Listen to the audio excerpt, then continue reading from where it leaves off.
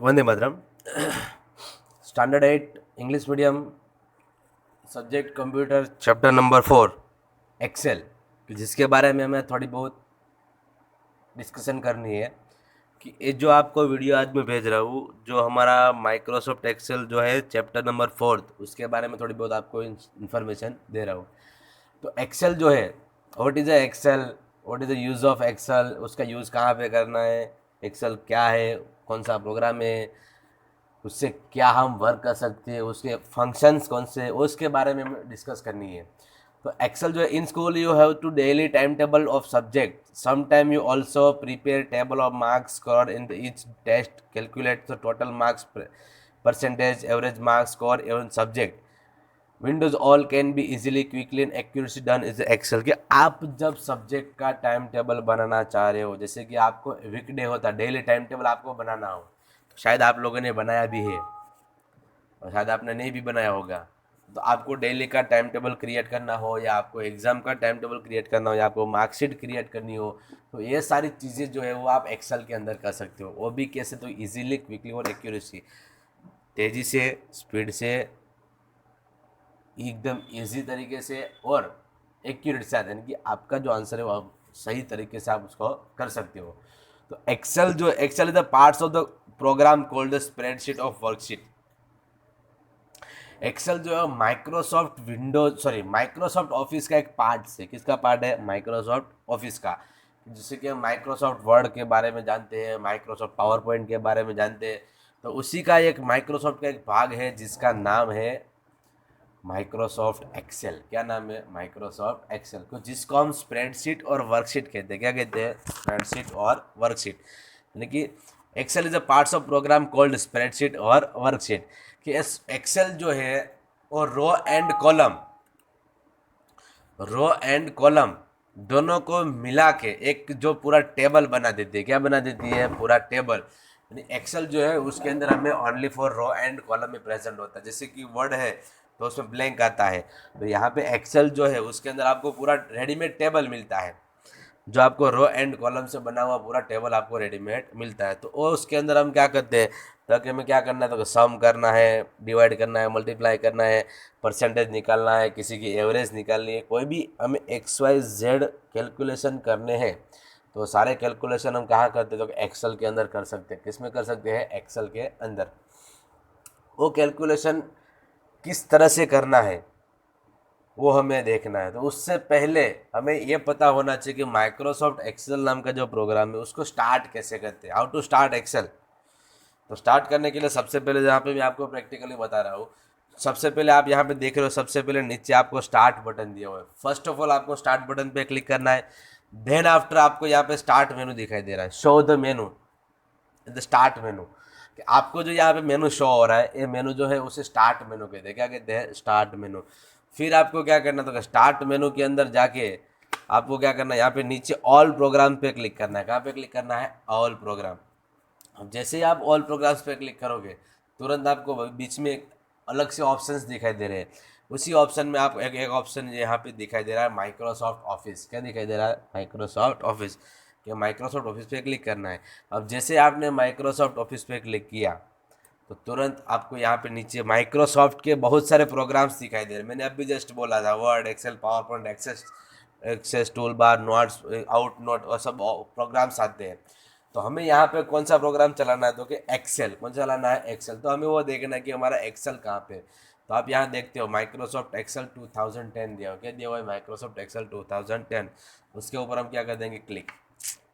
अब जैसे ही मैंने एक्सेल के ऊपर क्लिक कर दिया, यहाँ पे देखो मुझे मेरी पूरी एक्सेल की विंडो दिखाई दे रही है। ये जो स्क्रीन दिखाई दे रही है उसे एक्सेल विंडो कहते हैं। क्या कहते हैं? Excel window. अब एक्सेल विंडो में सबसे टॉप के ऊपर जो आप देख रहे हो कर्सर, रेड कलर की लाइन दिखाई दे रही है, वर्टिकल लाइन, उसे कहते हैं टाइटल बार। क्या कहते हैं? Title bar. और यहाँ पे आप साइड में देख रहे हो, यहाँ पे अलग अलग बटन्स दिए हुए हैं थोड़े से, वो क्विक एक्सेस बार है। कौन से बार है? क्विक एक्सेस बार। फिर यहाँ पे प्रोग्राम्स का नाम प्रेजेंट होता है, जो यहाँ पे बुक 1 लिखा हुआ है माइक्रोसॉफ्ट एक्सेल की, जो प्रोग्राम है उसका नाम प्रेजेंट कहाँ पे होता है? तो कि टाइटल बार पे। कहाँ पे होता है? टाइटल बार पे। फिर आपको यहाँ पे दिए हुए 3 ऑप्शन, यानी कि 3 buttons, first minimise, second restore down और third close. Minimise, restore down और क्लोज। मिनिमाइज बटन से क्लिक करोगे तो मेरी पूरी जो विंडो है वो कहाँ पे आ जाएगी, तो टास्क बार पे। कहाँ पे आ जाती है, टास्क बार पे। फिर सेकंड नंबर में दिया हुआ है रिस्टोर डाउन। अगर मेरी साइज़ बिग है, मुझे स्मॉल करना है तो रिस्टोर डाउन है, और मेरी साइज़ स्मॉल है उसको मुझे बिग करना है तो आता है मैक्सिमाइज। क्या आता है, मैक्सिमाइज। और लास्ट में मुझे दिया हुआ है क्लोज, कि मुझे ये वर्कशीट क्लोज कर देनी है तो उसके लिए क्या आता है, क्लोज। क्लोज के बाद नीचे यहाँ पे दिया हुआ आपको मेनू बार। क्या दिया हुआ है, मेनू बार, जहाँ पे आपको अलग अलग मेनू दिया पे home, insert, page layout, formula, data, review और व्यू, ऐसे अलग अलग मेनू दिए हुए हैं।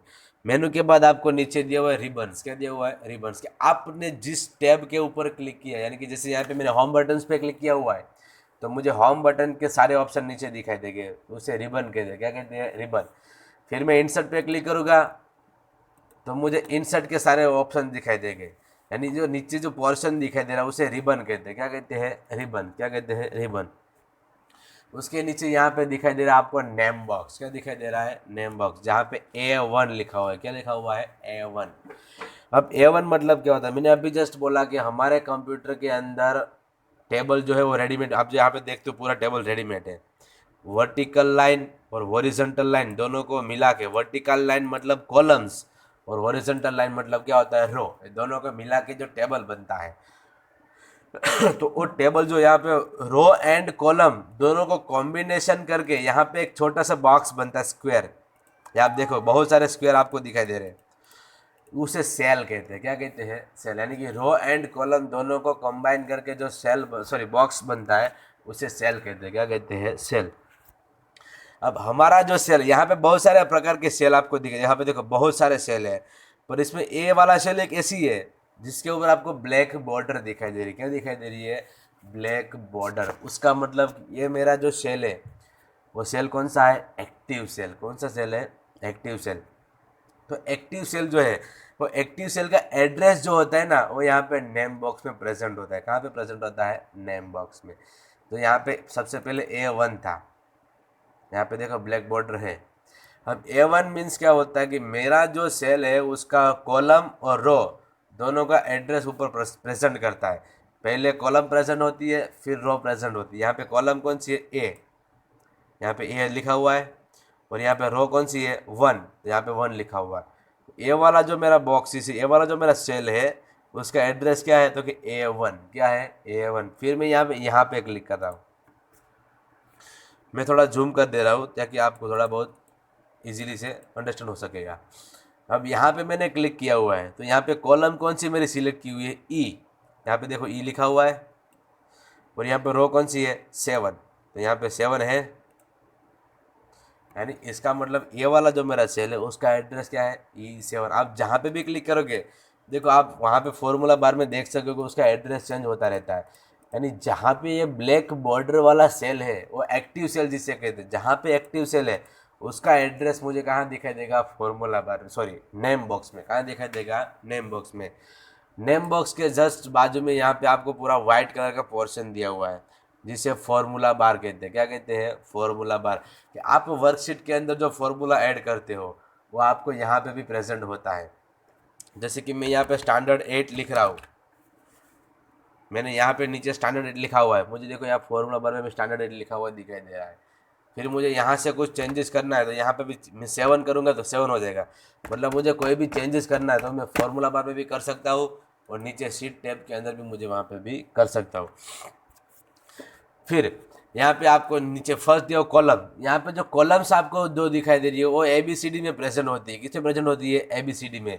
जहाँ पे लिखा हुआ ABCDEFG, यानी कि उसे कॉलम हेडर कहते हैं। क्या कहते हैं, कॉलम हेडर, जहाँ से हम हमारी कॉलम प्रेजेंट होती है। और हमारे कंप्यूटर के अंदर कॉलम्स कितनी होती है, तो 256। कितनी होती है, 256, यानी कि 256 कॉलम आती है। कितनी आती है, 256 कॉलम। और उसी तरह से रो कितनी आती है, तो 65,536, यानी कि 65,536, यानी कि 65,536 क्या आती है, रो। क्या आती है, रो। हमारे वर्कशीट, एक वर्कशीट के अंदर की बात करूँ मैं, पूरे ये पेज जो आपको दिखाई दे रहा है पूरा, ये पूरे पेज में 256 कॉलम आती है और 65,536 क्या आती है, रो। क्या आती है, रो। फिर मुझे यहाँ पे नीचे सीट टैब दिया हुआ है। क्या दिया हुआ है, सीट टैब, जहाँ पे सीट 1, सीट 2 और सीट 3 दिया हुआ है। क्या दिया हुआ है, सीट 1, सीट 2 और सीट 3। अब सीट 1 शीट 2 और शीट, जैसे आप एक्सेल मैंने चालू किया मुझे डिफ़ॉल्ट 3 शीट आती है। कितनी आती है? 3 शीट, शीट 1, शीट 2 और शीट 3। देन आफ्टर मुझे उससे ज़्यादा शीट ऐड करनी है तो मैं ऐड करूँगा, वो हम देखेंगे बाद में कि उसको ऐड कैसे करना है। उसमें एक शीट को ऐड कैसे करना है, ऐड करने के बाद उसमें हमें कुछ नया टाइप कैसे करना है, उसमें फॉर्मूलाज कैसे लाना है, वो हमें देखना है, पर हम बाद में देखेंगे। अभी सिर्फ हमें जनरली इतना देखना है किस तरह से उसका यूज़ करना है। और लास्ट में आपको दिया हुआ है स्टेटस बार। क्या दिया हुआ है? Status bar. स्टेटस बार के यहाँ पे साइड में आप देखोगे आपको 3 ऑप्शन दिखाई दे रहे हैं। फर्स्ट आपको नॉर्मल, सेकंड पेज लेआउट और थर्ड आपको दिया पेज ब्रेक। क्या दिया हुआ है? Page break.